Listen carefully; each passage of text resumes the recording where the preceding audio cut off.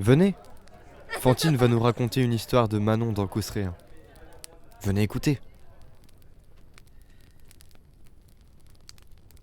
Mon histoire commence il y a d'innombrables années. J'étais là où il fait si noir qu'aucun faisceau de lumière n'ose s'aventurer, de peur d'être happé. Cet endroit que l'on nomme si simplement le fond du trou. Là, je creusais, toujours plus loin, toujours plus profond, toujours plus bas. Mon objectif, mon point cible était plus clair dans cette lourde pénombre.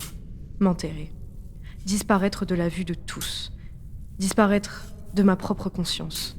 M'évaporer en silence dans l'ignorance, le dos courbé, la tête baissée, les cheveux dans les yeux. Une mèche collée à ma joue humidifiée par une larme qui ne cesse de couler.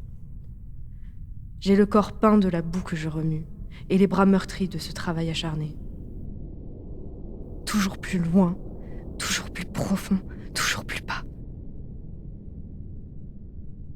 Sous mes coups résonnaient toutes ces peines ressenties, ces épreuves traversées, ces mots répétés, ces blessures héritées, ces douleurs trop bien connues et ces souffrances encore si souvent ressenties.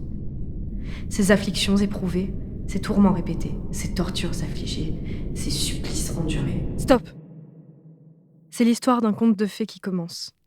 Une main, tout à coup, se posa sur mon épaule. Une autre interrompit mon excavation saccadée. Quelqu'un venait de tendre le bras pour arrêter mes mouvements de pelle. Je m'étais sentie si seule jusqu'à cet instant que je suffoquais de surprise et m'arrêta net. J'étais paralysée. Un moment passa. Une seconde, une minute, une heure, ou peut-être une journée.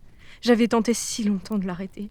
Le temps venait de se suspendre sous la seule présence de cet inconnu. La première main toujours chaude sur mon omoplate criante. La seconde décrocha tendrement de mes doigts crispés la pelle qui s'y tenait.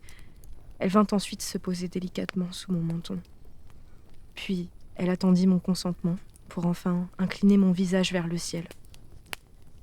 Alors je le vis, cet inconnu qui venait de distraire ma course à la folie. Il était si beau, de tout son corps émanait une chaleur réconfortante.